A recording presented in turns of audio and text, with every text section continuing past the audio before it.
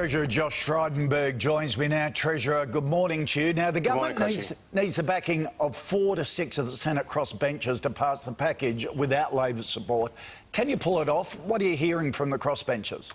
Well, we're engaged in very constructive dialogue with them. They know the importance of this legislation to the Australian economy, both with the short-term relief that you referred to, with income earners getting up to $1,080, but also the long-term structural reform, which will see 94% of all taxpayers pay a marginal rate of no more than 30 cents in the dollar. We were very upfront, Kochi, with the Australian people. This was in our budget. This was a key plank of our election campaign. And Labor, on the other hand, were going to the Australian people with a very high taxing agenda, $387 billion of high taxes, which was rejected by the Australian people. So it's a bit rich for them now to try to block the will of the Australian people. OK, how much will you have to give up to get some of the crossbenchers across on this? Centre Alliance want to do a gas deal for your support, playing politics with our tax cuts? Well, look, I'm not going to go into the details of those discussions other than to say they've been very constructive, and we are confident that we can land this tax package this week, and the Parliament will sit until it passes. It's absolutely vital to the Australian economy that this goes through, and Labor seems to have learnt nothing from their election loss, and Anthony Albanese has heard nothing on his listening to it. Right. So you'll keep Parliament going until you get it through. It's a bit like detention for them. Either pass it or you're not allowed to go home. Well, absolutely, this is the focus for us. It's our number one priority, and we've heard from the Reserve Bank Governor the importance of getting these tax cuts into people's pockets to boost household consumption, and that's going to be important for the overall economy's health. OK, speaking of the Reserve Bank, looks as though it could be another interest rate cut this afternoon.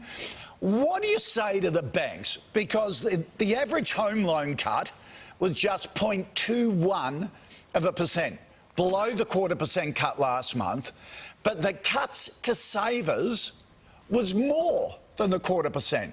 So the banks complain that we don't like them, but doing that, it's no wonder.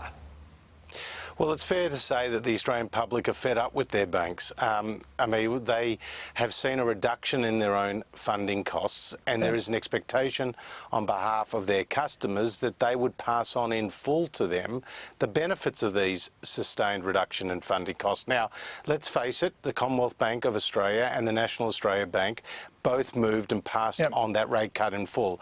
ANZ was extremely disappointing, and so too was Westpac in not passing that on in full. Let's see what they do if there is another cut. But then online savings accounts, they passed on a 0.4% cut. Would you believe if you have your money in an online savings account, the average return you get is 0.85%?